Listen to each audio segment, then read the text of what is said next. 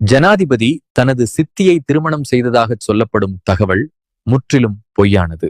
அது மட்டுமல்ல, அவர் செய்த ஓர் தியாகத்தையும் அர்ப்பணிப்பையும் அவதூறாக மாற்றி எதிர்க்கட்சிகள் அவர் மீது சேறு பூசுகிறார்கள். உண்மையில் அனுர யாரை திருமணம் செய்தார்? அனுரவின் சித்திக்கு ஒரு மகன் இருந்தார். அனுரவுக்கும் அவருக்கும் ஒரே வயதுதான். சித்தியின் அந்த மகனை வளர்த்ததும் அனுரவின் தாயார்தான்.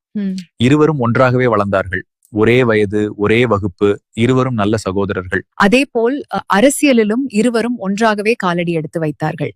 பின்னர் அனுர படித்து பல்கலைக்கழகம் தெரிவானார். ஆனால் அவரது சகோதரன் தான் காதலித்த பெண்ணை திருமணம் செய்தார். அவர்களுக்கு ஒரு குழந்தையும் பிறந்தது. எனினும் அனுரவும் அவருடைய சகோதரனும் அரசியல் பணிகளை கைவிடவில்லை. தொடர்ந்தும் அரசியல் செயற்பாட்டாளர்களாகவே இருந்தார்கள்.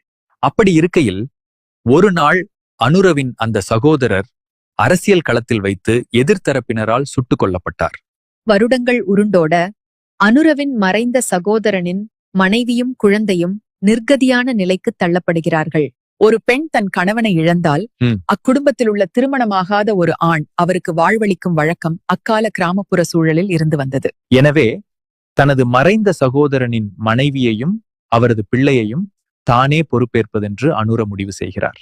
ஆகவே அனுர திருமணம் செய்தது தனது மறைந்த சகோதரனின் மனைவியை, அதாவது தனது தாயிடம் வளர்ந்த தனது சித்தியின் மகனின் மனைவியை.